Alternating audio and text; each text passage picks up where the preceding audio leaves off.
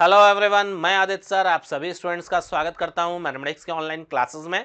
आज के सेशन में स्टूडेंट हम लोग बात करेंगे वन डायमेंशनल वेव इक्वेशन के बारे में और उसके सॉल्यूशन को यहां पर हम लोग समझेंगे।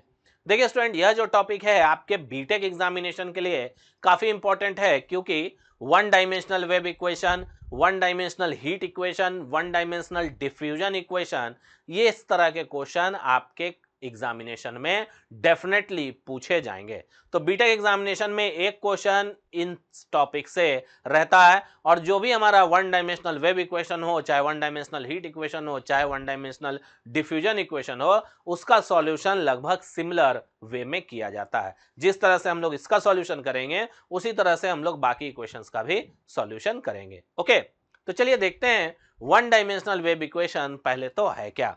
तो मान लेते हैं हमारे पास दो वॉल है। ये क्या है? ये दो वॉल को रिप्रेजेंट कर रहा है। अब चूंकि ये दोनों दीवाल है तो ये क्या है? ये फिक्स्ड पॉइंट है। ये क्या है? फिक्स्ड पॉइंट है। क्या है? Fixed point.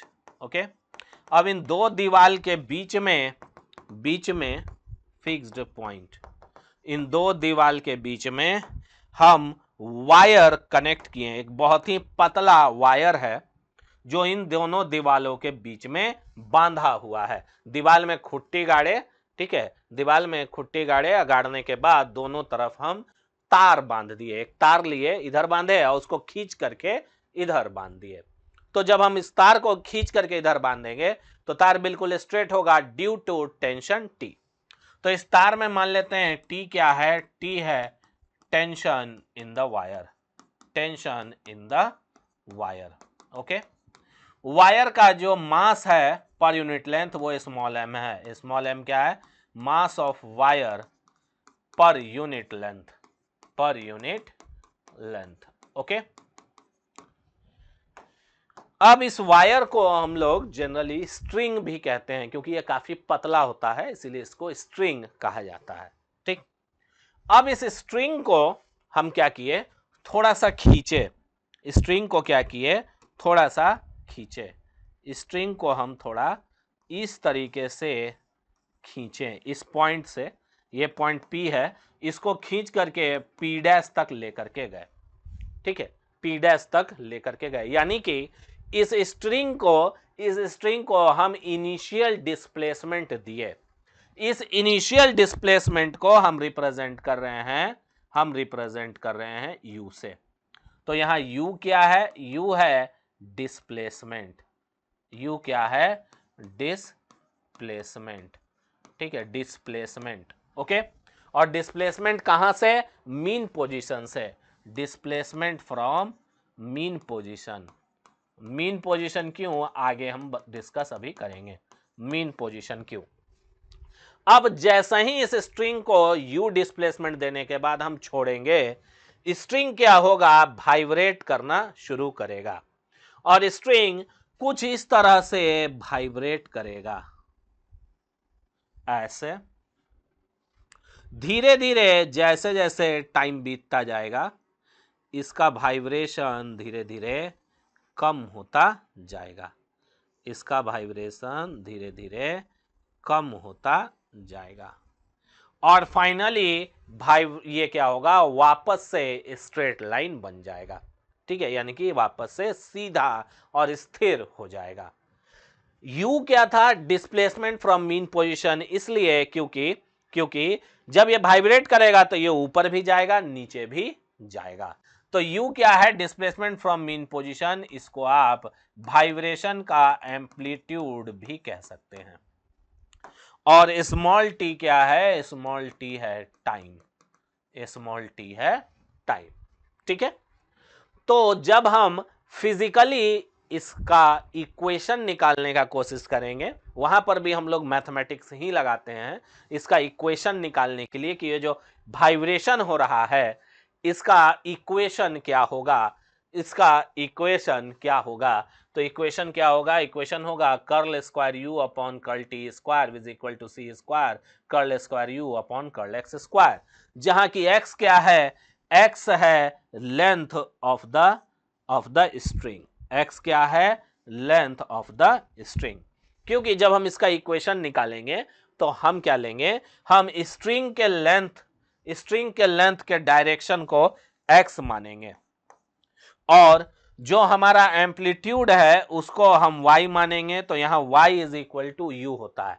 तो कई बुक में आप देखिएगा कि इस तरह से भी आपको इक्वेशन वेब का लिखा हुआ देखने को मिलेगा, u के जगह y भी आपको दिख सकता है, तो वहां घबराएंगे नहीं, जो हमारा सॉल्यूशन करने का तरीका होगा वो सेम होगा। ओके, चलिए, तो अगर इसको भी अगर हम ग्राफ पर ले जाएं, ये हमारा x एक्सिस है, ये हमारा y एक्सिस है जो कि u को रिप्रेजेंट कर रहा है, तो हमारा एट ये क्या है, ये हमारा फिक्स पॉइंट, इसको मान लेते हैं फिक्स पॉइंट है, ये b, तो ये क्या है हमारा, ये है हमारा b और ये है हमारा a, और ये क्या है हमारा स्ट्रिंग है, ये क्या है हमारा स्ट्रिंग है। अब अगर इस a पॉइंट की बात की जाए तो a पॉइंट पर x क्या है, 0 है, और b पॉइंट पर x क्या है, l के बराबर है। यानी कि स्ट्रिंग का लेंथ यहां से जब शुरू करेंगे, इधर से अगर जाएंगे तो जैसे जैसे आगे जाएंगे स्ट्रिंग का लेंथ बढ़ता जाएगा। हमारा टोटल लेंथ स्ट्रिंग का l है, तो इस पॉइंट से इस पॉइंट पहुंचेंगे तो स्ट्रिंग का लेंथ x क्या होगा, हमारा l के बराबर होगा। अब इसका जो भी इक्वेशन है हमारे पास, इसमें जो सी स्क्वायर है स्टूडेंट वो क्या है, टी बाई एम है, जहां की टी क्या है, टेंशन इन द वायर, और एम क्या है, mass of wire per unit length. तो इसका हमें खास जरूरत है नहीं, बस हमें जानना जरूरी है। नेक्स्ट है सब्जेक्टेड टू कंडीशन। ये कैसा कंडीशन है, ये है बाउंड्री कंडीशन। कई केसेस में क्वेश्चन में आपको हो सकता है बाउंड्री कंडीशन ना दे, लेकिन आपको बाउंड्री कंडीशन चाहिए ताकि आप जनरल सॉल्यूशन और कंप्लीट सॉल्यूशन के कांस्टेंट को आसानी से एलिमिनेट कर सकें। तो यहां पर बाउंड्री कंडीशन क्या है, तो देखो पहला बाउंड्री कंडीशन है जब हमारा x 0 होगा तो और x जब l होगा तो जो भी हमारा सॉल्यूशन आएगा, जो हमारा इस वेब का इक्वेशन आएगा, जो हमारा फाइनल इसका सॉल्यूशन आएगा, ठीक है, वो सॉल्यूशन हमेशा 0 होगा। क्यों 0 होगा, क्योंकि इंड पॉइंट पर किसी तरह का वाइब्रेशन देखने को नहीं मिलेगा, क्योंकि इंड पॉइंट पर जो स्ट्रिंग है वो बांधा हुआ है, तो जब भी वाइब्रेशन होगा कुछ इस तरह से होगा, तो इंड पॉइंट पर कोई वाइब्रेशन नहीं होगा, कोई एम्पलीट्यूड नहीं बनेगा, इसीलिए पूरे फंक्शन का वैल्यू इन दोनों एंड पॉइंट पर 0 होगा। तो यही है बाउंड्री कंडीशन।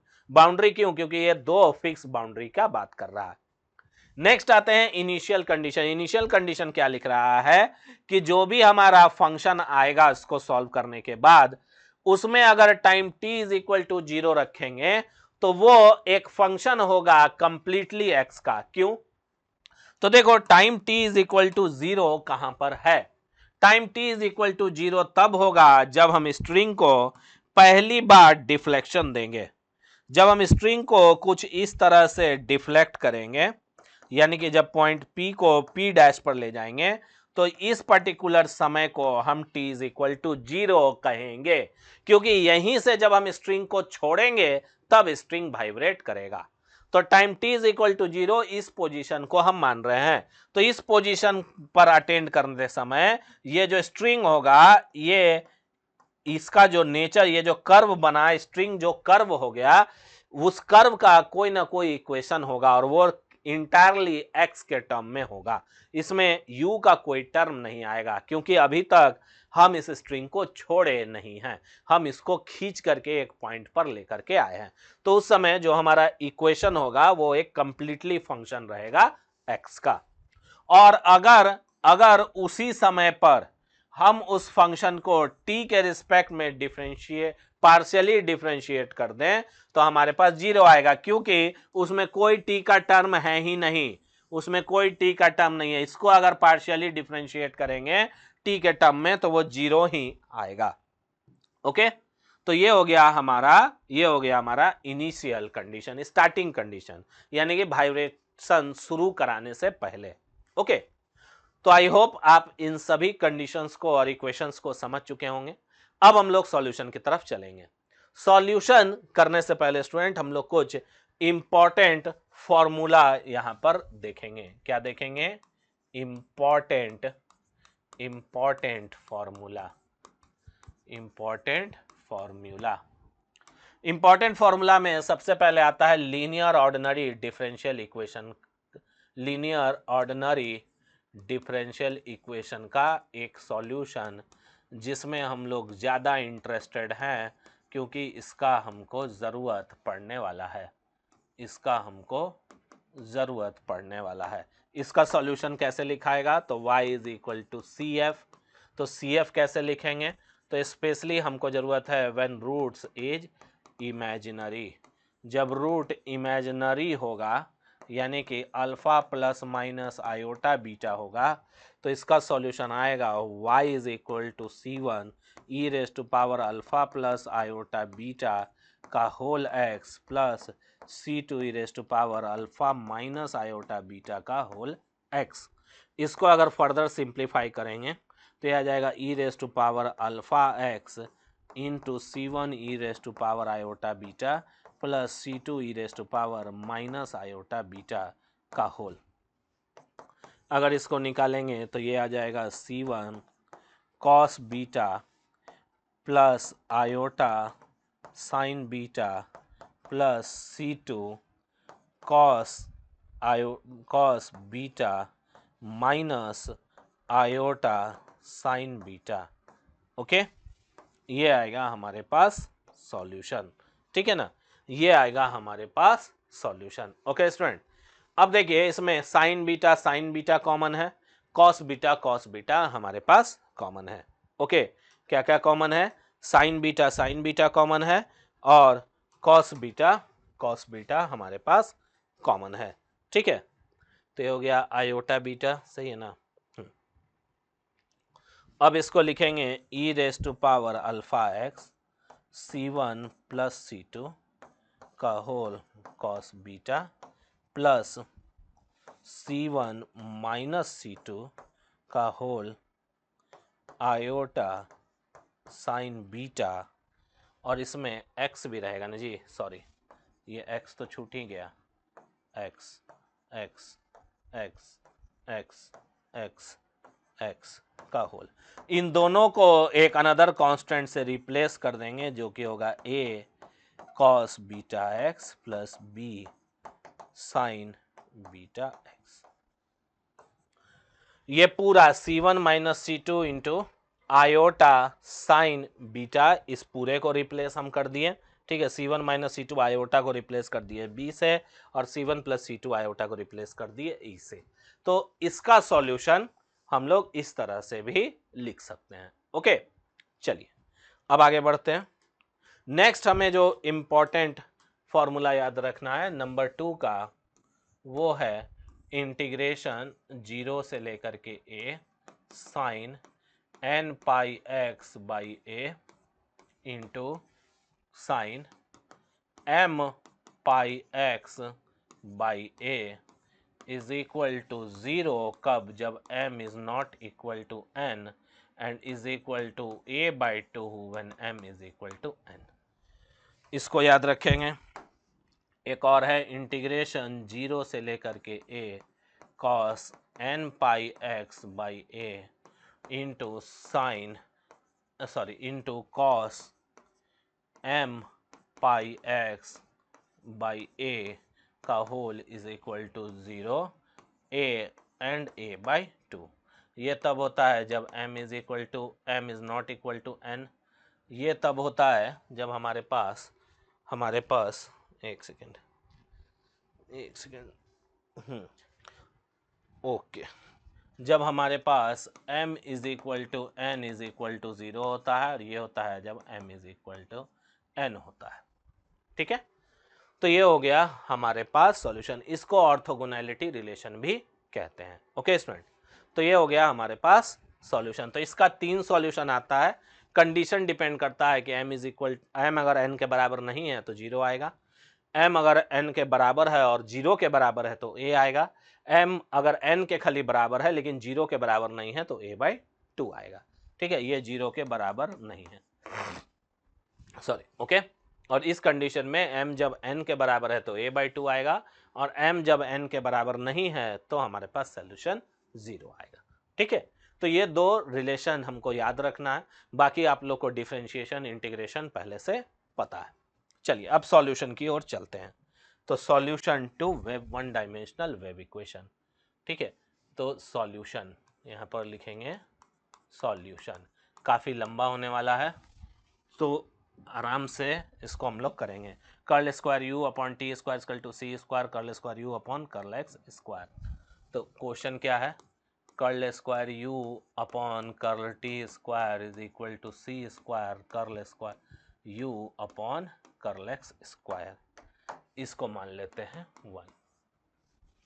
अब यहाँ पर complete solution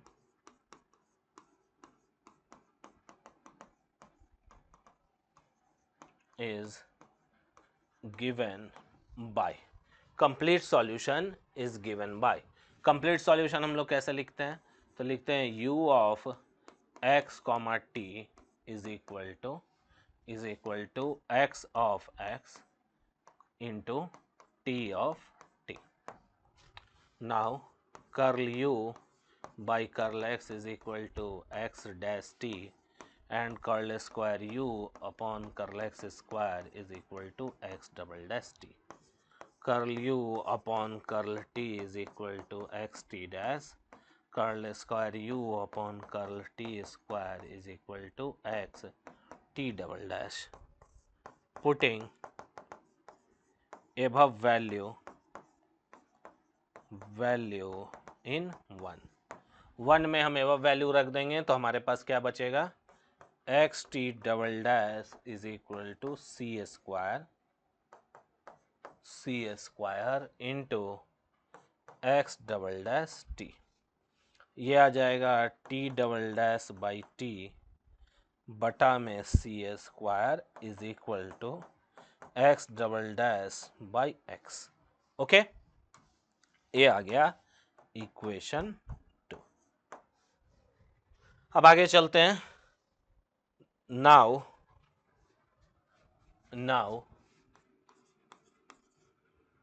from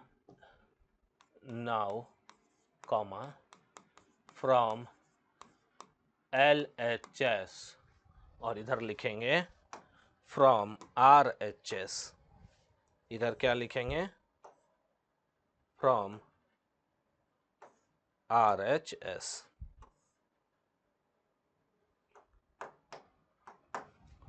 from RHS, okay. LHS and RHS को अलग अलग कर देंगे। तो LHS एंड RHS ये दोनों किसके बराबर होगा, ये दोनों बराबर होगा एक अनदर कांस्टेंट K के। तो हम ले लेते हैं कि यहाँ पर लिख लेते हैं लेट, एक स्टेप और लिख लीजिए थोड़ा और आपको आसानी लगेगा। इधर लिख लेते हैं लेट, एक स्टेप इसमें और जोड़ लेंगे, let t double dash upon t c square is equal to x double dash upon x which is equal to k constant. K क्या है, एक कांस्टेंट है। ओके, अब यहां से हम LHS और RHS को अलग कर रहे हैं।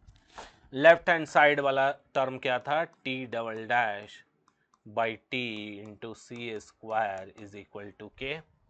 यहाँ क्या आ जाएगा, x double dash by x is equal to k. यहाँ क्या आ जाएगा, t double dash minus k into c square t is equal to 0। यहाँ आ जाएगा x double dash minus k into x is equal to 0। Okay, अब यहां पर के ऊपर निर्भर करेगा कि हमारा सॉल्यूशन कैसा है, क्योंकि के वह कांस्टेंट है जो हम एज्यूम किए हैं। अब इस कांस्टेंट का वैल्यू या तो पॉजिटिव होगा या तो 0 होगा या तो नेगेटिव होगा।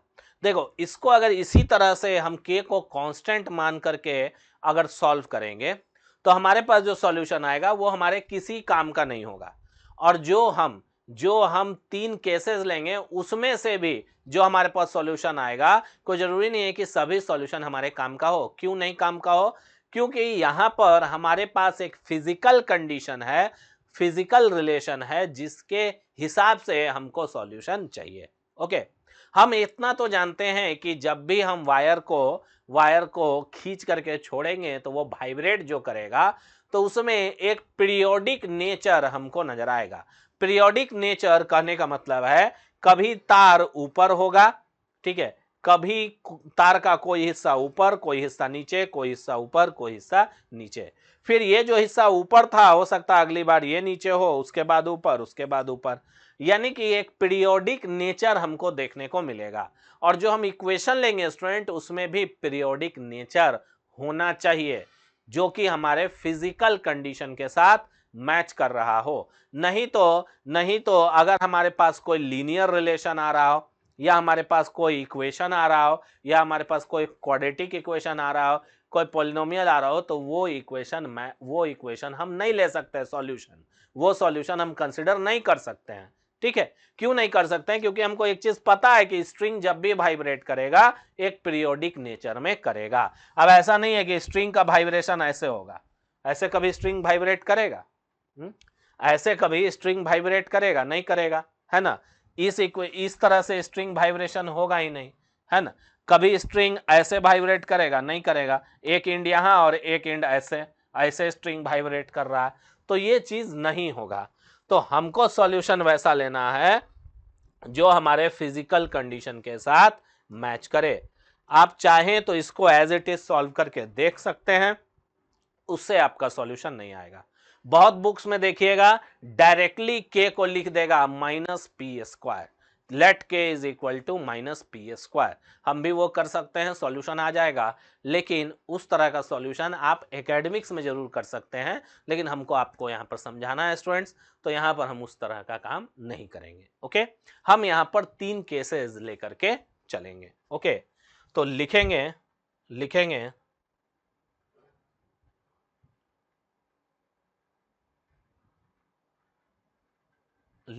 यहां पर कि the solution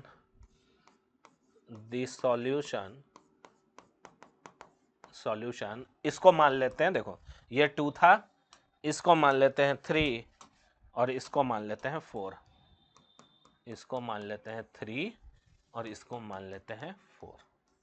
ओके, और फिर लिखेंगे the solution of equation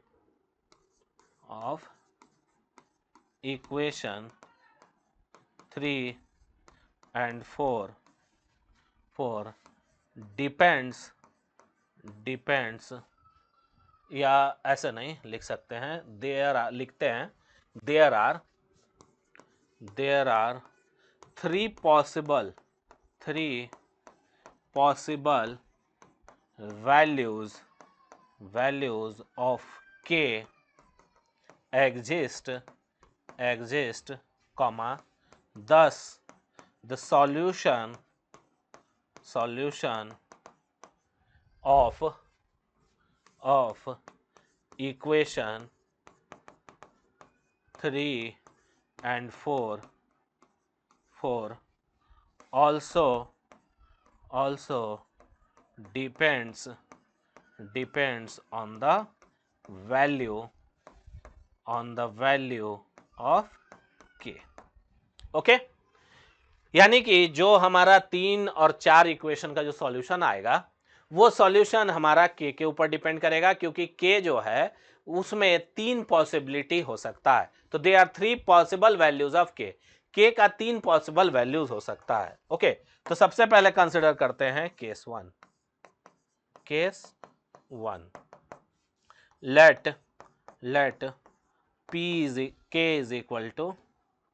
k is equal to p square, comma, where p is any number,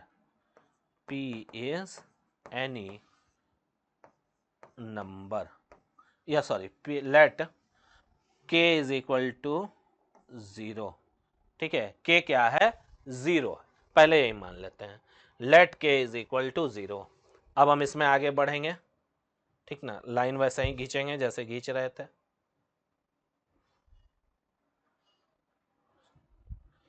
अब यहां पर लिखेंगे फ्रॉम इक्वेशन 3 फ्रॉम 3, के को 0 पुट करो, t double dash is equal to 0, फिर इंटीग्रेटिंग बोथ साइड, तो ये आएगा t dash is equal to C1, उसके बाद अगेन इंटीग्रेटिंग, डबल इंटीग्रेशन था ना, इंटीग्रेटिंग बोथ साइड, तो आएगा t is equal to C1 t plus C2। Okay, अब इधर लिखेंगे from 4 x double dash is equal to 0, उसके बाद integrating both side,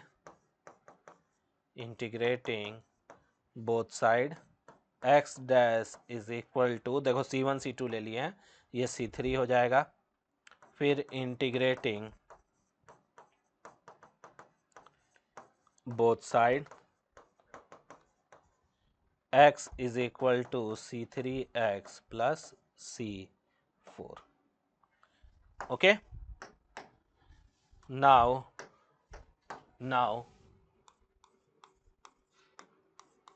complete solution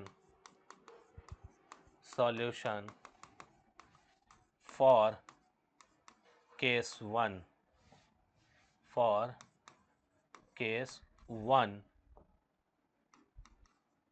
is given by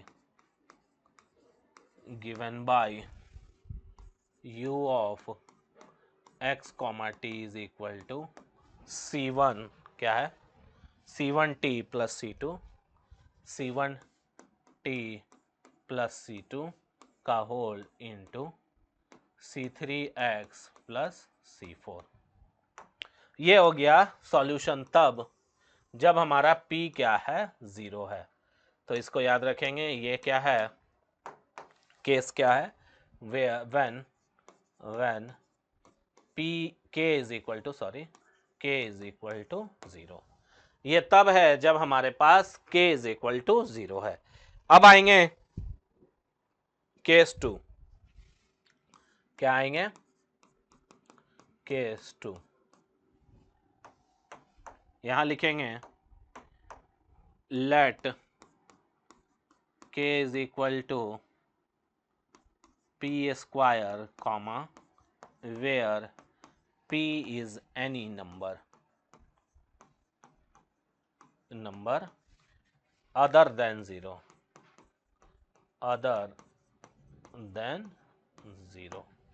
okay. अब सेकंड केस है, सेकंड केस में हम क्या लिख रहे हैं, k is equal to p square ले रहे हैं, और जहां कि हम ये मान रहे हैं कि हमारे पास जो p है वो कोई भी नंबर हो सकता है। कोई नंबर क्यों हो सकता है, क्योंकि यहाँ नंबर पॉजिटिव हो या नंबर नेगेटिव हो, उसका स्क्वायर क्या होगा, हमेशा पॉजिटिव आएगा। इसीलिए k को हम p स्क्वायर रखे हैं। ओके, k को हम p स्क्वायर रखे हैं। देखो p स्क्वायर रखने का दो रीजन है, इसका आगे चल करके जो भी सॉल्यूशन आएगा वो हमारा थोड़ा इजी हो जाता है। दूसरा, यहाँ पर p का आप कोई भी वैल्यू ले सकते हैं, या तो पॉजिटिव लीजिए या तो नेगेटिव लीजिए, p हमेशा पॉजिटिव, k हमेशा पॉजिटिव होगा। तो इसको अगर आप थोड़ा अच्छे से इस पर सोचिएगा तो आप ये सोचिए k यहाँ पर किसी भी कंडीशन में पॉजिटिव ही रहेगा। तो ये जो केस 2 है इसमें k एक्चुअली पॉजिटिव है, p स्क्वायर के बराबर जरूर है, लेकिन ये कंडीशन 2 क्या कह रहा है, ये क्या कह रहा है, k is equal to positive. भले आप कोई भी नंबर लीजिए, कोई फर्क नहीं पड़ता है, k हमेशा पॉजिटिव रहेगा। ओके, क्योंकि k क्या है, p के स्क्वायर के बराबर है।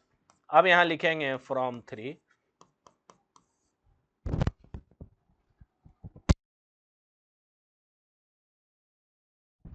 फ्रॉम 4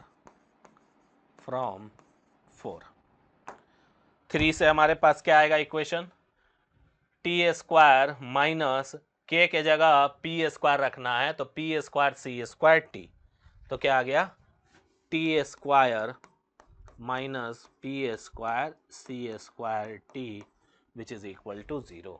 और इधर क्या आएगा स्टूडेंट, इधर आएगा x double dash t square बोले थे, x double dash minus minus p square x is equal to 0।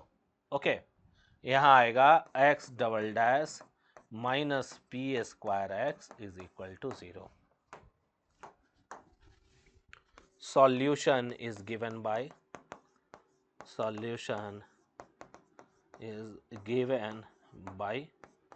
t is equal to complementary function where CF इसका कैसे निकलेगा स्टूडेंट? तो इसका CF होगा m square minus p square c square is equal to 0। यहाँ m हो जाएगा m is equal to p square c square which is equal to p c. m is equal to क्या आएगा? P c. यहाँ पर solution कैसे लिखेंगे? यहाँ पर देखिए, सॉल्यूशन इज गिवन बाय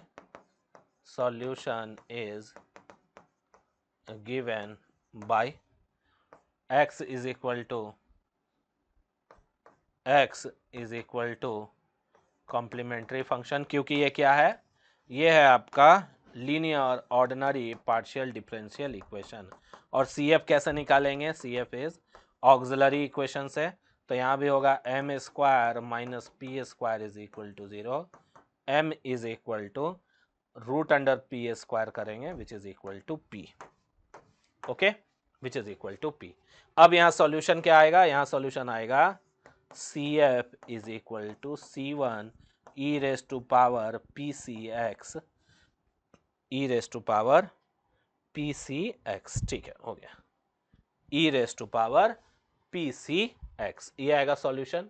ठीक है, और तो कुछ नहीं आएगा, नहीं, e raise to power M1 और M2 इसको रूट अंडर करेंगे, सॉरी ये प्लस माइनस होगा ना जी, प्लस माइनस, तो ये plus plus C2 e raise to power minus PCT होगा, सॉरी ये x नहीं होगा, ये t होगा, क्योंकि ये t का फंक्शन है। t plus C2 e raise to power minus PCT। यहाँ क्या आएगा?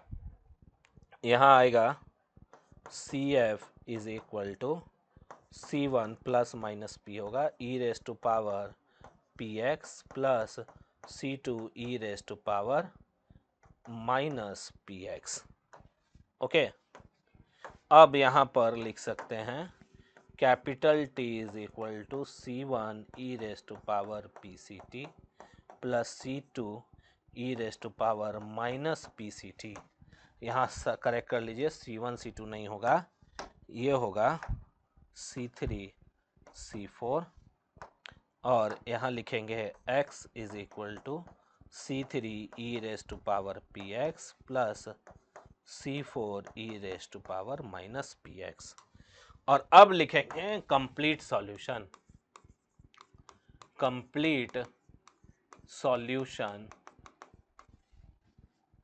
solution for case 2 is given by, complete solution case 2 का कैसे होगा? u of x comma t is equal to solution क्या है? C1 e raise to power PCT plus C2 e raise to power minus PCT का whole into C3 e raise to power minus PT plus PT plus C4 e raise to power minus PT। तो ये आ गया student हमारे पास complete solution in case 2। तो case 2 में जो हमारे पास कंप्लीट सॉल्यूशन आया है कुछ ई रेस टू पावर के फॉर्म में है, यानी कि ई रेस टू पावर का फंक्शन दिख रहा है यहां पर। ओके, अब हम लोग चलेंगे केस 3 की ओर। ठीक है,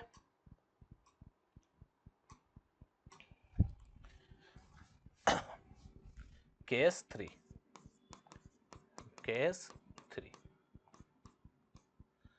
3 में हम लेंगे let k is equal to minus p square where p is any number. देखो, यहां पर p को कुछ भी लो, एनी नंबर अदर देन 0, 0 छोड़ करके, यहां पर k जो है वो तुम्हारा नेगेटिव ही आएगा। तुम कोई नंबर लो k नेगेटिव आएगा, क्योंकि माइनस पी स्क्वायर है। ओके, क्या है? माइनस पी स्क्वायर है। तो आप k कुछ भी लीजिए, आप p कुछ भी लीजिए, आपका जो k का वैल्यू आएगा वो नेगेटिव ही होगा। ओके, अब यहां पर हम लोग सॉल्यूशन को करेंगे। तो अगेन यहां पर इस तरह से लाइन खींचना है और यहां लिखना है फ्रॉम 3, यहां लिखेंगे फ्रॉम 4। 3 से क्या आएगा?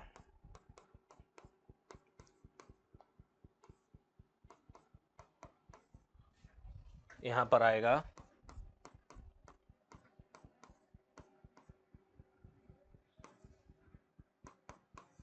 एक सेकेंड, यहाँ कुछ गड़बड़ हो गया था, नहीं यहाँ सॉल्यूशन ठीक था, पी स्क्वायर और वहाँ सी स्क्वायर, ठीक है। P square x square c square t p square x, positive हो जाएगा बस, ठीक है, रहेगा इक्वेशन पीछे वाले के ही तरह, बस क्या होगा? पॉजिटिव हो जाएगा। ओके, अब इसका हम लोग सॉल्यूशन करेंगे।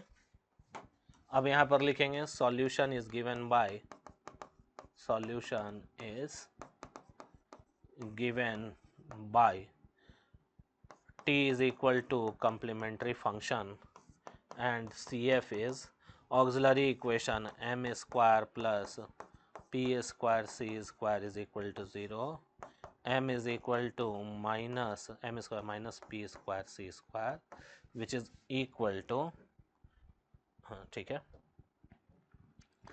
m is equal to root over p square c square minus which is equal to iota pc plus minus iota pc।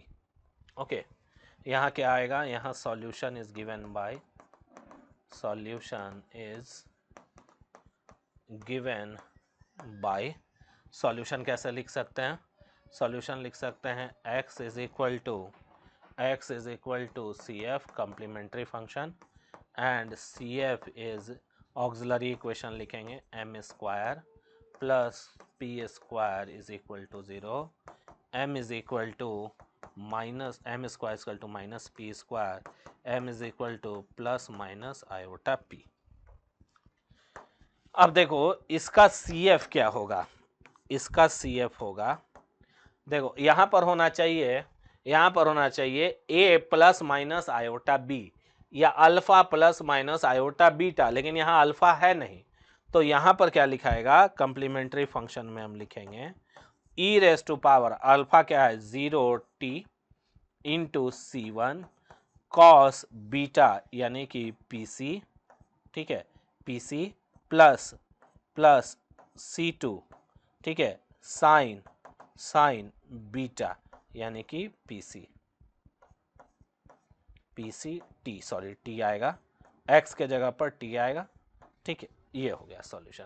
अब e रेस टू पावर 0 क्या होता है? 1 होता है, तो C1 cos PCT plus C2 sine PCT हो गया। Okay, यहां पर क्या होगा? यहां पर complementary function is given by equal to, यहां पर भी वही केस लगेगा, e raise to power 0x into C3 cos ये हो जाएगा PX plus C4 sine PX का whole which is equal to C3 cos px plus sine px। Therefore यहाँ हो जाएगा capital X is equal to C3, ये C4 है ना जी, C3 cos px plus C4 sine px, यहाँ हो जाएगा capital T is equal to C1 cos PCT plus C2 sine PCT। तो ये हो गया हमारा T और X। अब क्या होगा? Complete solution. complete solution complete solution is complete solution for case 3 is given by u of x comma t is equal to c1 cos px plus c3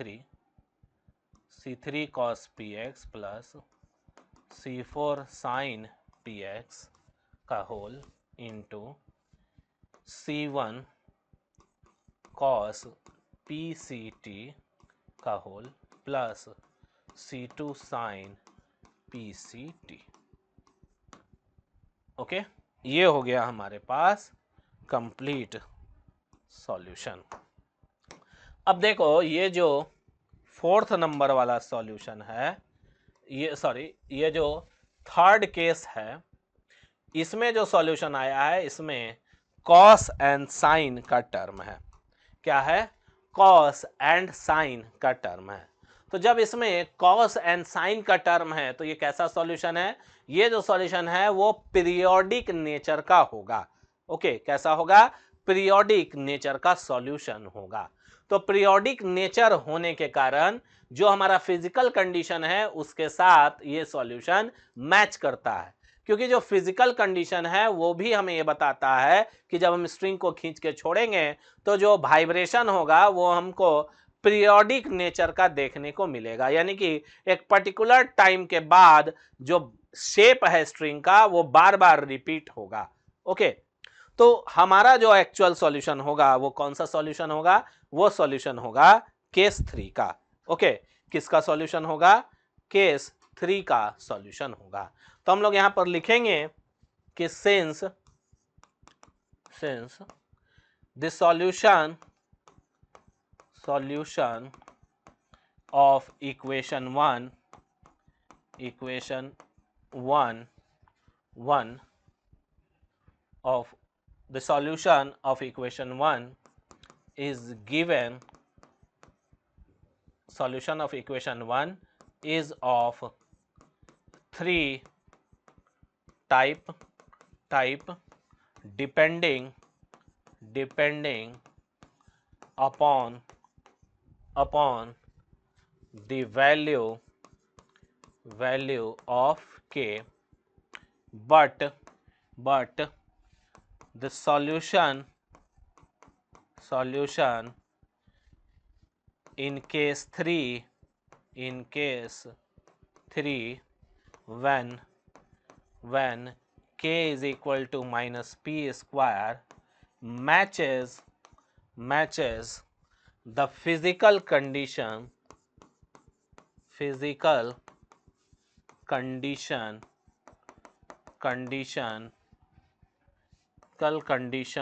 of the problem which is periodic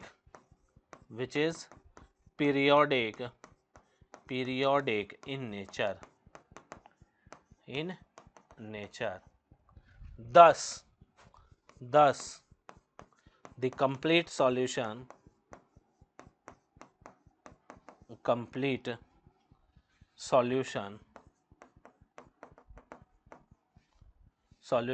of wave equation 1 is given by u of x comma t is equal to c3 cos px plus c4 sin px का whole into c1 cos pct plus c2 sin pct का whole, where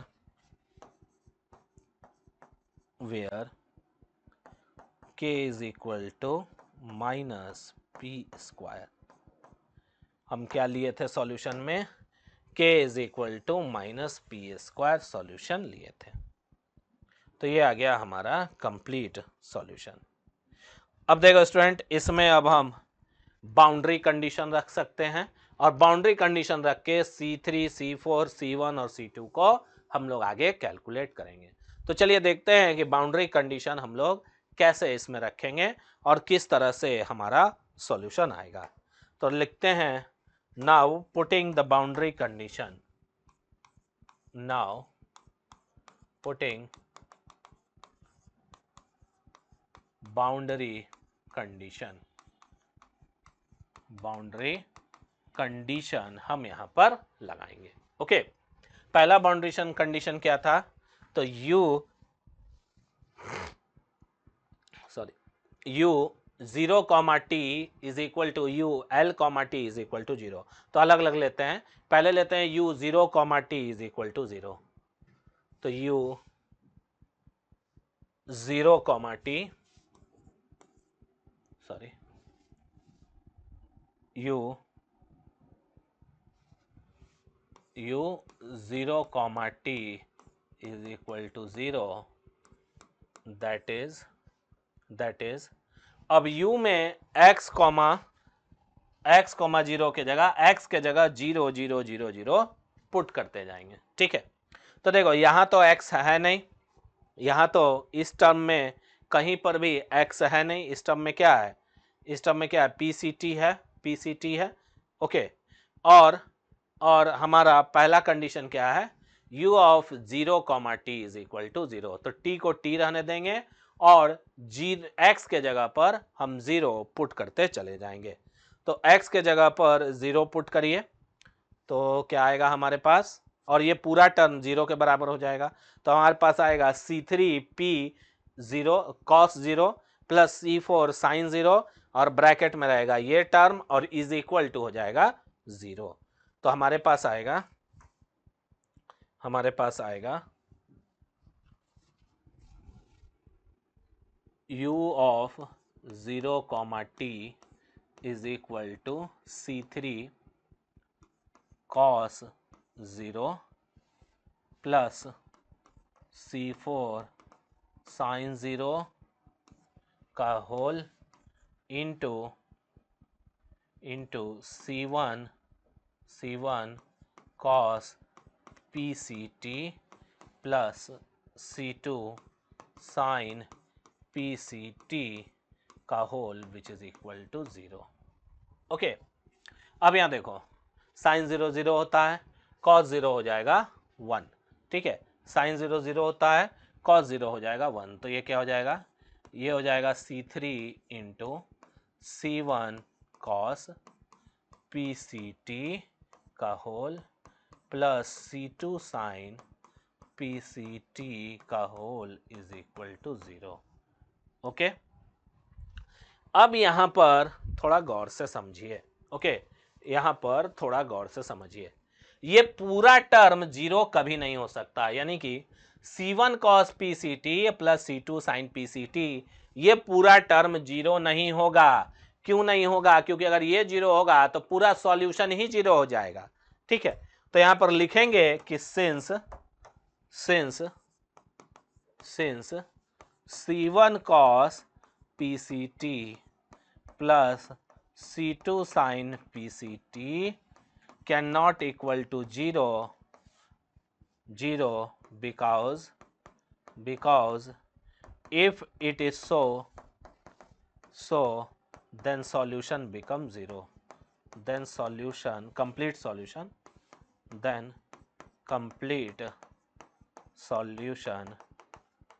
become 0, complete solution become 0। Okay, 0, thus implies C3 is equal to 0। इसका मतलब क्या है कि C3 0 होगा। Okay, अब इसको हम कहां पुट करेंगे? इसको ले लेते हैं इक्वेशन कितना था? 4 के बाद हम लोग आगे नहीं बढ़े थे ना, इक्वेशन 4 के बाद आगे नहीं बढ़े थे। इसको ले लेते हैं इक्वेशन 5। अब लिखेंगे put C3 is equal to 0 in equation 5। Equation 5 में हम पुट कर देंगे। 5 में पुट करेंगे तो सॉल्यूशन क्या आएगा, u of x comma t is equal to C3 हमारा 0 है तो क्या बचेगा, C4 sine px into C1 cos PCT plus C2 sine PCT का होल इतना।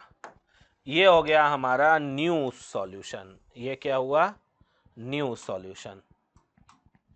ये हो गया इक्वेशन 6। ये हमारा नेक्स्ट सॉल्यूशन आया। एक एक कांस्टेंट हम धीरे धीरे एलिमिनेट करते जाएंगे। अब नेक्स्ट कंडीशन लगाएंगे u of x comma l is equal to 0। तो हम लोग लगाएंगे second boundary condition. Now putting boundary condition number 1, ये था क्या, नंबर 1, ठीक। अब लगाएंगे number 2 u of x comma l is equal to 0। Okay, अब ये लगाएंगे कहां, तो इक्वेशन 6 में। कहां लगाएंगे, इक्वेशन 6 में। ओके, तो यहां लिखेंगे नाउ इक्वेशन 6 बिकम इक्वेशन 6 क्या हो जाएगा, इक्वेशन 6 हो जाएगा u of x comma l implies C4 sin px whole into C1 cos PCT, तो PCL plus C2 sin PCL का whole which is equal to 0। Okay, अब यहां पर देखो ये 0 होगा नहीं, ठीक है, ये 0 होगा नहीं, तो ये 0 नहीं होगा तो यही दोनों 0 हो सकता है ना। ये 0 मेरा होगा नहीं, क्योंकि अगर ये 0 हो गया तो कंप्लीट सॉल्यूशन मेरा क्या होगा, 0 हो जाएगा। तो ये 0 होगा नहीं और ये टर्म मेरा 0 होगा, यानी कि ये टर्म मेरा 0 होगा। ओके, तो which implies C1 cos PCL plus C2 sin PCL is equal to 0। ये क्या होगा, 0। ओके, ये क्या होगा, 0, ठीक है। ये हो गया हमारे पास। अब यहां पर देखिए C1 cos PCL and C2 into sine PCL which is equal to 0, क्योंकि सिंस यहां पर लिखेंगे since C4 sin px will not equal to 0, क्योंकि ये चीज जो है हमारे पास 0 के बराबर नहीं होगा, ठीक है। तो ये क्या है, ये हमारे पास cos PCT, ये क्या आ जाएगा, sign plus C2 sine PCL, दोनों तरफ ये किसके बराबर है, ये है बराबर 0 के। तो 0 के बराबर है, तो इसको और हम क्या लिख सकते हैं,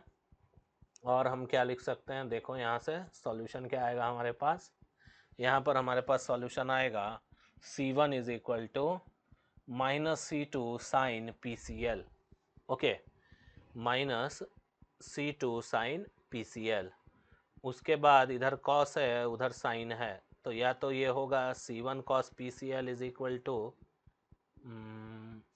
कुछ यहाँ पर एरर तो नहीं हो रहा है, एक सेकेंड, कुछ छूट गया क्या टर्म, कुछ टर्म छूटा, C4 0 नहीं हो सकता है, तो साइन PL हमारे पास, सॉरी C4 हमारे पास 0 नहीं होगा, साइन PL हमारे पास 0 हो सकता है, साइन पी एक्स हमारे पास 0 होगा। क्या होगा? Sine P into l. ओ, x के जगह पर L रखना था जी, सॉरी सॉरी, थोड़ा सा यहाँ पर करेक्शन कर लेंगे। x के जगह पर L था, सॉरी, x के जगह पर L था।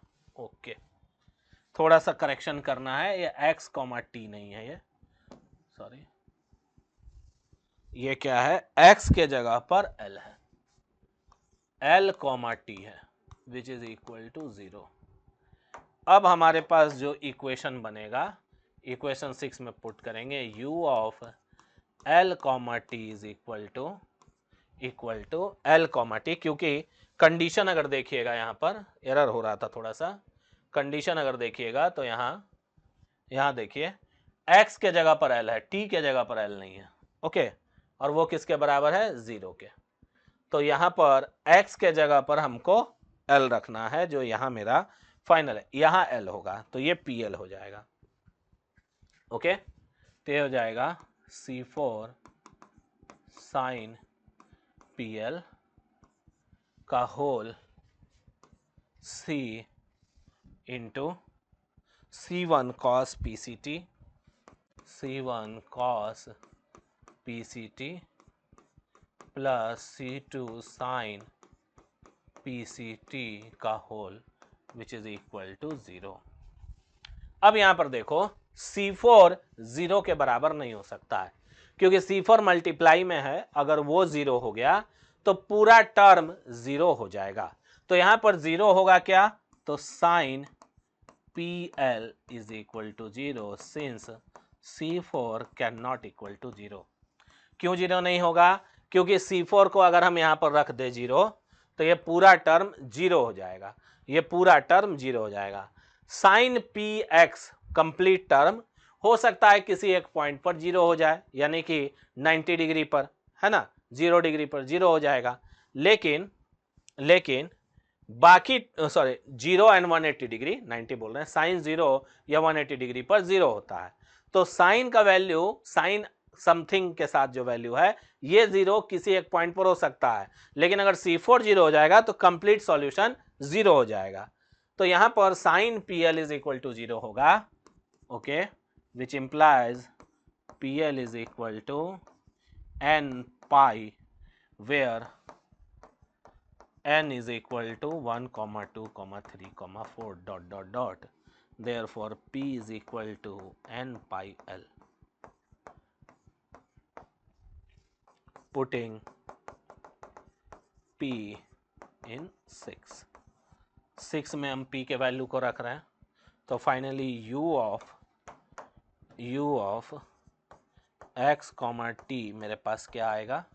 मेरे पास आएगा C4 sine n pi, L cut जाएगा, देखो नीचे L, sorry n pi x by L, वहां पर x है ना जी, into C1 cos n pi CT by L plus C2 sign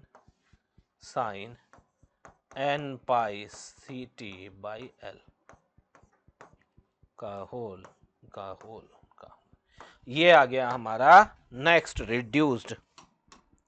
reduced complete solution. ये क्या आ गया हमारे पास? Next reduced complete solution. तो ये अगला रिड्यूस्ड कंप्लीट सॉल्यूशन है, जहां पर C4 into sine n pi x by l into C1 cos n pi CT by l plus C2 sine n pi CT by l है। Okay, तो ये next हमारा रिड्यूस सॉल्यूशन है। Okay, और ये भी कैसा सॉल्यूशन है? ये भी हमारे पास कंप्लीट सॉल्यूशन है। क्या है? कंप्लीट सॉल्यूशन है। ओके स्टूडेंट, अब यहां पर देखो, बहुत के मन में होगा कि सर ये n पाई क्यों लिए, 0 क्यों नहीं ले लिए? ठीक है, क्योंकि साइन 0 0 होता है, 180 भी 0 होता है। तो देखो यहाँ 0 इसलिए नहीं लिए हैं क्योंकि यहाँ पर जो हमारा कंडीशन है वो पीरियोडिक इन नेचर है। तो साइन हर बार 180 के मल्टीपल पर 0 होता चला जाएगा, ठीक है, हर बार 180 के मल्टीपल पर 0 होता चला जाएगा। 0 को हम इसलिए छोड़ दिए हैं क्योंकि हम उसको इनिशियल कंडीशन हम मान रहे हैं कि जब वो 0 था, जब साइन 0 था तो उस समय कोई वाइब्रेशन नहीं था। उसके बाद से जब साइकिल शुरू हुआ तो हर 180 डिग्री के बाद जो है वो वापस से वहां पर क्या होगा, वाइब्रेशन 0 हो जाएगा, फिर वाइब्रेट करेगा, फिर 0 हो जाएगा। तो हम ये मान के चल रहे हैं क्योंकि पीरियोडिक नेचर में हमको सॉल्यूशन लेना है, इसीलिए हम यहाँ पर एन पाई लिखे हैं, हम यहाँ 0 नहीं लिखे क्योंकि साइन 0 भी 0 होता है ना। तो साइन इनवर्स 0 अगर आएगा तो वो 0 ही होगा, तो इसको हम एन पाई लिखे हैं क्योंकि पीरियोडिक नेचर का हम वैल्यू यहाँ पर कंसिडर किए हैं। ओके, अब इसके बाद जो हमारे पास इनिशियल कंडीशन है उसका हम लोग इस्तेमाल करेंगे। ठीक है, क्या करेंगे इसके बाद हम लोग इनिशियल कंडीशन को यूज करेंगे। इनिशियल कंडीशन को यूज करने से पहले देखो, इनिशियल कंडीशन को यूज करने से पहले इस C4 को हम दोनों के साथ मल्टीप्लाई कर देते हैं। ठीक है, और एक सिंगल कांस्टेंट बना लेते हैं। C4 को दोनों के साथ मल्टीप्लाई कर देंगे तो हमारे पास एक सिंगल कांस्टेंट बन जाएगा। ठीक है, एक सिंगल कांस्टेंट हमारे पास यहां पर रह जाएगा। ओके सॉरी, यहां पर हमारे पास एक सिंगल कांस्टेंट बच जाएगा, या C4 को अगर हम इसके साथ मल्टीप्लाई कर दें या इसको, हाँ ठीक है वो भी कर सकते हैं, C4 को हम इसके साथ मल्टीप्लाई कर देंगे तो C1 C4 और C2 C4 हो जाएगा। ठीक है, इसको A मान लेंगे, इसको B मान लेंगे। तो चलिए कर देते हैं। Now u of x comma t is equal to sine n pi x by l का whole into C1 C4 cos n pi ct बटा में l plus C2 C4 sine n pi ct बटा में l का whole into which is equal to sine n pi x बटा में l into a cos n pi ct बटा में l plus b sine n pi ct बटा में l का होल। ओके, तो ये हो गया हमारा u of x comma t।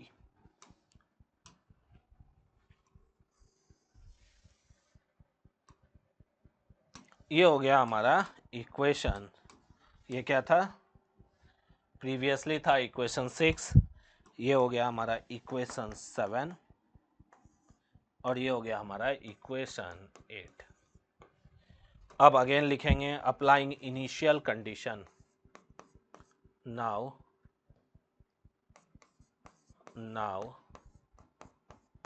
Applying initial condition, initial condition को स्टूडेंट्स हम यहाँ पर अप्लाई कर रहे हैं। इनिशियल कंडीशन कौन सा वाला, तो ये वाला इनिशियल कंडीशन कौन सा वाला, ये वाला। पहले हम लोग इसका इस्तेमाल करते हैं। ठीक है, curl u by curl t is equal to 0 at t is equal to 0। तो सबसे पहले curl u by curl t निकालते हैं। ओके, क्या निकालेंगे, curl u by curl t is equal to 0 at t is equal to 0। तो curl u by curl t, फिर नीचे लिखेंगे फ्रॉम 8 में हम ये लगा रहे हैं curl u by curl t is equal to 0। देखो ये x का टर्म है, इसमें t है नहीं, इसको छोड़ देंगे। इन दोनों में t है तो इन दोनों का होगा। cos का क्या होता है, माइनस साइन होता है differentiation n pi c t by 2 into n pi c by 2 plus sine का क्या होता है, only cos differentiation n pi c t के रिस्पेक्ट में कर रहे हैं ना, t by l into n pi c by l which is इतना। अब अगर इसमें t इज इक्वल टू 0 रख दें तो ये क्या हो जाएगा, ये हमारा हो जाएगा साइन 0 0, कहानी खत्म, ये पूरा 0, ठीक है। साइन 0 क्या होता है, 0, कहानी खत्म, तो बच जाएगा हमारे पास b cos 0 क्या होता है 1, cos 0 1 n pi c by l which is equal to 0, which is equal to 0। अब देखो यहाँ पर क्या ये 0 होगा या ये 0 होगा, है ना, या तो b 0 होगा या तो n पाई सी l 0 होगा, ठीक है। तो कौन सा टर्म हम यहाँ पर 0 मान सकते हैं, ओके। तो इस चीज को हम लोग को यहाँ पर क्लेरिफाई करना है कि यहाँ पर हम कौन सा टर्म को 0 मानेंगे, ओके। तो किस टर्म को हम 0 ले सकते हैं स्टूडेंट, किस टर्म को हम 0 लेंगे, तो हम यहाँ पर देख सकते हैं कि हमारे पास जो सॉल्यूशन है उसमें हमको b इज इक्वल टू 0 लेना पड़ेगा। क्या लेना पड़ेगा, b इज इक्वल टू 0, ठीक है। एक सेकेंड, कुछ छूटा क्या, ओ ये मल्टीप्लाई में ना है तो ये एज इट इज रह जाएगा, सॉरी, थोड़ा सा करेक्शन कर लीजिए,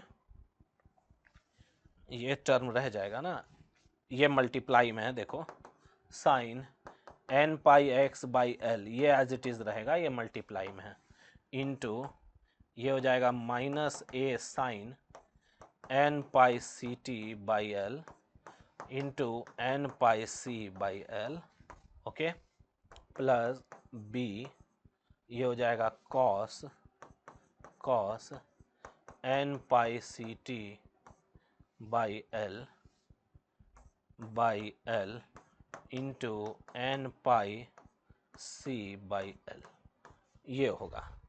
और यहाँ अगर 0 पुट करेंगे तो ये आएगा n pi x by l into b into cos 0 0 sine 0 0, sorry cos 0 1 sine 0 0, तो ये बचेगा n pi c by l which is equal to 0, ठीक है। अब देखो n pi c by l 0 होगा नहीं, ये पूरा टर्म 0 होगा नहीं, क्योंकि ये अगर 0 हो गया तो इसको जब यहां पुट करिएगा, ठीक है, 8 में, क्योंकि फाइनली हमको 8 में ही कांस्टेंट को पुट करना है, क्योंकि ये मेरा नेक्स्ट इमीडिएट फाइनल सॉल्यूशन मेरा ये आया है। अगर हम 0 पुट कर दें इसको तो क्या होगा, कंप्लीट सॉल्यूशन 0। इसको अगर 0 पुट कर दें n pi c by l, तो ये भी 0, ये भी 0, और ये पूरा खत्म कहानी हो जाएगा, ठीक है। ये 0 और ये हो जाएगा 1, ठीक है, तो सॉल्यूशन यही बच जाएगा, है ना। तो n pi c by l भी 0 नहीं रख सकते हैं, तो हमारे पास सॉल्यूशन क्या होगा, यहां से हमारे पास होगा b is equal to 0, okay. तो I b is equal to 0, ठीक है, यहां से क्या आएगा, b is equal to 0। Now putting b in 8, now putting b is equal to 0 in 8 में रख देंगे, हमारे पास सॉल्यूशन क्या आएगा, u of x comma t is equal to sine n pi x by l, उसके बाद b इज इक्वल टू 0 रखेंगे, खत्म, तो क्या बच जाएगा, a sine n pi x by l into cos n pi c t by l, तो हमारे पास क्या बच जाएगा, a sine n pi x by l into cos n pi c t by l का होल। ये हो गया हमारा फाइनल कंप्लीट सॉल्यूशन। ये क्या आया, फाइनल कंप्लीट सॉल्यूशन, ओके। इसको हम लिखते हैं 9। अब लिखेंगे आगे, now general solution of above equation is given by, अब इसका जनरल सॉल्यूशन क्या होगा स्टूडेंट, जनरल सॉल्यूशन यानी कि कहने का मतलब है कि यहां पर आप देख सकते हैं n क्या है, n जो है वेयर, यहां पर लिख लीजिए where n is equal to 1 2 3 4 5, कोई भी एक डिजिट हो सकता है ना।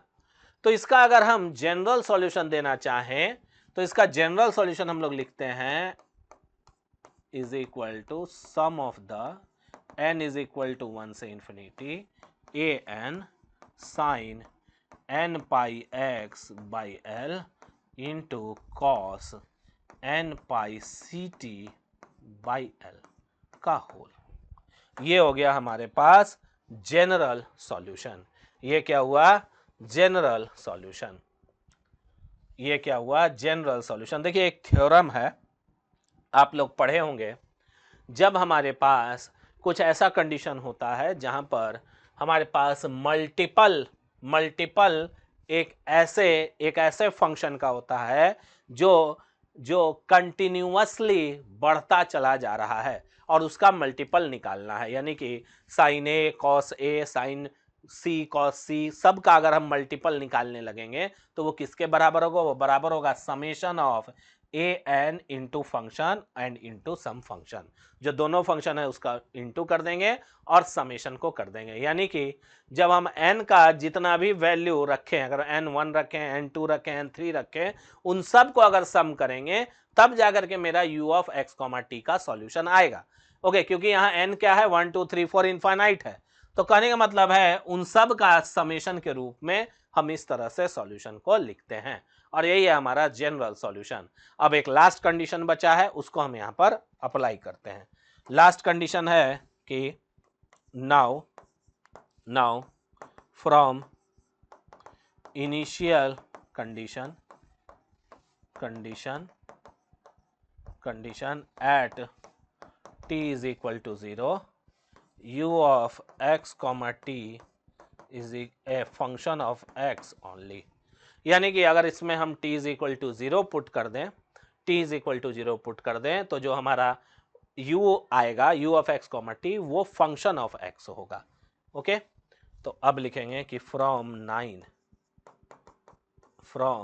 9 इधर क्या बचेगा, ये बचेगा u of x comma t, t is equal to क्या रखना है 0 रखना है, तो ये x comma t which implies यहां पर रखिएगा 0।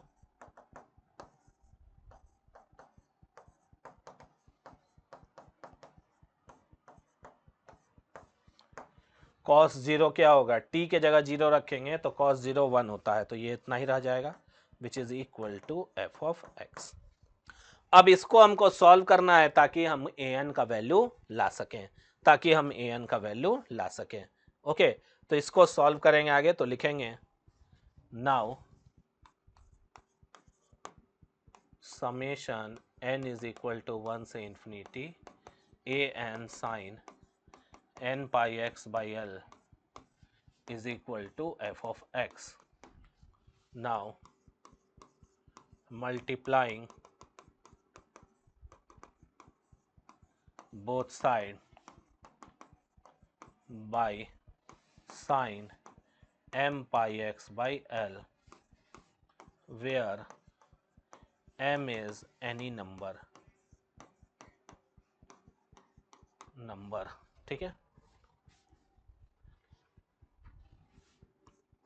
summation n is equal to 1 infinity a n sin n pi x by l का होल, okay sorry, and integrating both side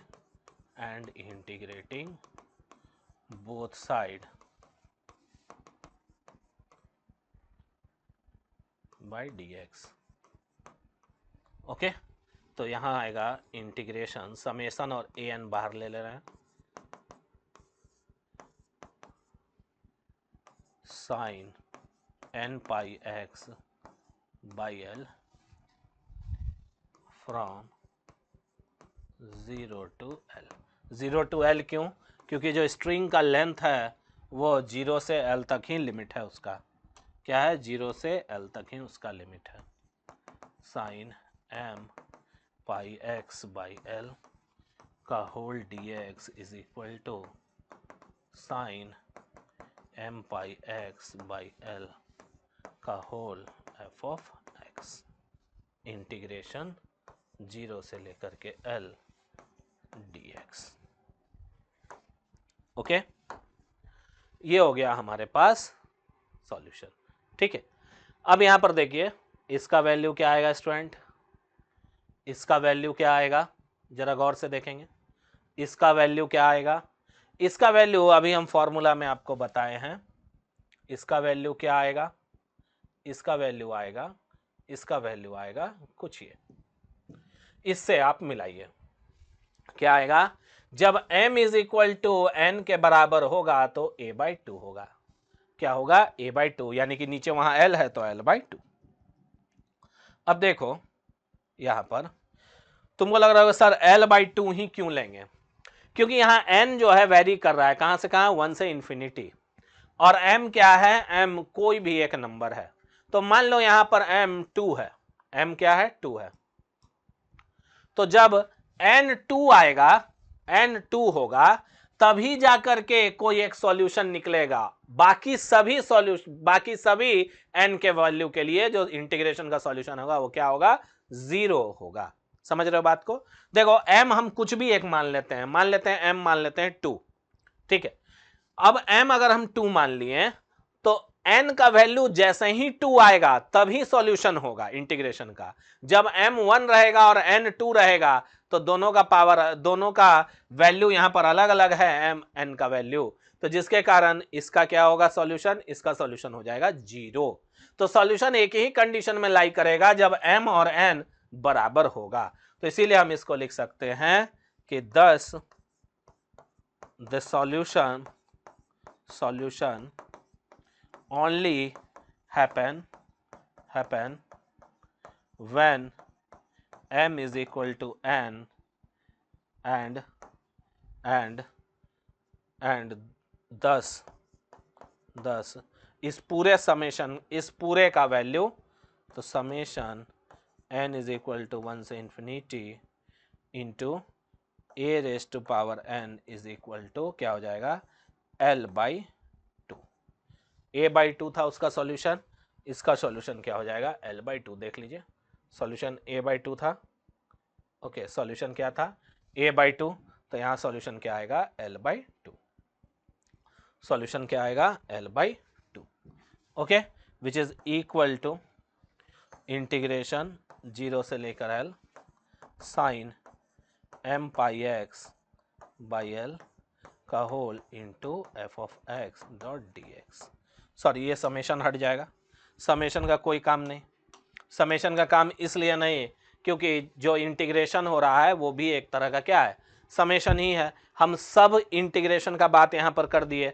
जब हम यहाँ पर ये बात की है कि n इज इक्वल टू जब 1 रखे 2 रखे, तो आप जितना भी वैल्यू रखिए, जब n m के बराबर आएगा, जो कि हमेशा एक बार ही आना है, m के एक वैल्यू के लिए ही n का वो वैल्यू बराबर होगा और उसी समय केवल सॉल्यूशन निकलेगा। बाकी सभी कंडीशन में इंटीग्रेशन क्या होगा, 0 होगा, तो एक ही सॉल्यूशन एग्जिस्ट करेगा।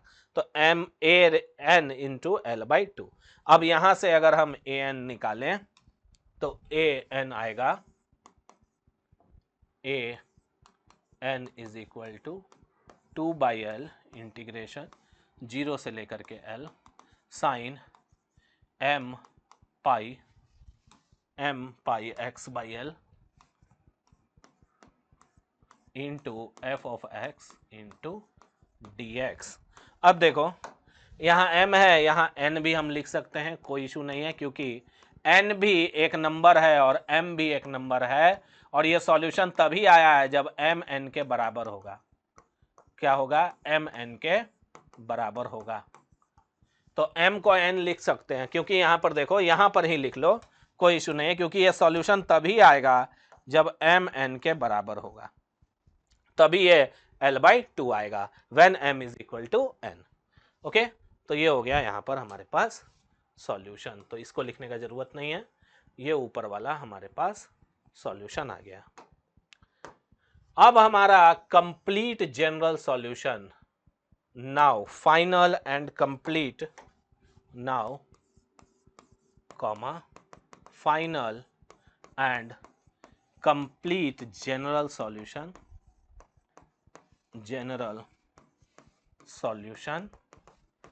is given by final and complete general solution हम लोग कैसे लिख सकते हैं? हम लोग लिख सकते हैं u of x comma t is equal to, last वाला सॉल्यूशन देखेंगे।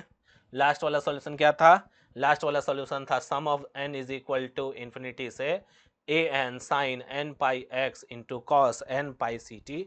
तो यहाँ पर लिखेंगे summation n is equal to 1 से infinity an sine n pi x by l into cos n pi c t by l into where an is equal to l by 2 by l integration 0 से लेकर l sine n pi x by l का whole into f of x dx। ये हो गया student हमारा complete final solution. तो जब भी अगर आपको कभी न्यूमेरिकल पूछेगा तो आपको इसी के आधार पर सॉल्यूशन निकालना है, इसी के आधार पर सॉल्यूशन फाइंड आउट करना है। ओके स्टूडेंट, तो इस तरह से हम लोग प्रॉब्लम का सॉल्यूशन करते हैं। जिस तरह से हम लोग वन डायमेंशनल वेव इक्वेशन का सॉल्यूशन किए स्टूडेंट, इसी तरह से हम लोग हीट इक्वेशन, इसी तरह से हम लोग डिफ्यूजन इक्वेशन वन डायमेंशनल, उसका सॉल्यूशन हम लोग करेंगे। तो उसके सॉल्यूशन में हम इतना इलेबोरेटेड फॉर्म में बात नहीं करेंगे और डायरेक्टली हम कांस्टेंट का वैल्यू वही लेंगे जिससे कि हमारा सॉल्यूशन फिजिकल कंडीशन से मैच करेगा। यानी कि जो हम यहाँ पर केसेस लिए हैं ये डायरेक्टली आपको आपके एकेडमिक एग्जामिनेशन में भी k is equal to minus p square direct लेना है। आपको वहां पर केसेस डिस्कस करने का कोई जरूरत नहीं है। तो एकेडमिक्स प्रॉब्लम में जब आपसे यूनिवर्सिटीज में क्वेश्चन पूछे जाएंगे तो वहां पर आप k is equal to direct ले लीजिएगा माइनस पी स्क्वायर। क्या लीजिएगा? k is equal to minus p square, ताकि आपका सॉल्यूशन कम से कम टाइम में हो जाए और आपको पूरे मार्क्स आपके क्वेश्चन का मिले। ठीक है, ये तीनों केसेस बस हम इसीलिए बताए हैं ताकि आपके मन में किसी तरह का सवाल ना रहे कि सर यहाँ पर के का तो आप केस ले रहे हैं, बाकी में क्वेश्चन में, नॉर्मल क्वेश्चन में तो आप केसेस लेते ही नहीं है। तो इसको आप बिना केस के भी सॉल्व करिएगा, तब भी आपका सॉल्यूशन जो है एक्सपोनेंशियल के फॉर्म में आएगा। इसको केस मत लीजिए, केस नहीं लीजिएगा तो ये क्या होगा, ये इसी तरह से रह जाएगा। माइनस केस नहीं लीजिएगा तो आपका सॉल्यूशन कैसा आएगा? आपका solution e raise to power के फॉर्म में ही आकर के रह जाएगा। यानी कि अगर हम केस नहीं भी लेंगे तब भी हमारा सॉल्यूशन फिजिकल कंडीशन से मैच नहीं करेगा। और जब केस लेंगे तो 3 केस होगा, जब के 0 होगा, जब के पॉजिटिव होगा और जब के नेगेटिव होगा। ओके, अल्टीमेटली अगर देखा जाए जो हम केस 2 लिए हैं यहाँ पर के पॉजिटिव है क्योंकि पी कुछ भी रखिए उसका स्क्वायर है तो पॉजिटिव होगा। यहाँ पर के नेगेटिव है क्योंकि पी कुछ भी रखिए के हमेशा नेगेटिव आएगा क्योंकि उसके साथ माइनस साइन है। ओके स्टूडेंट, तो चलिए आज के सेशन के लिए इतना ही। वीडियो को ज्यादा से ज्यादा लाइक करिए, शेयर करिए स्टूडेंट, कमेंट करिए ताकि ज्यादा से ज्यादा स्टूडेंट्स का हेल्प हो पाए। ओके, तो आज के सेशन के लिए इतना ही, बाकी हम लोग नेक्स्ट सेशन में मिलेंगे। Thank you very much.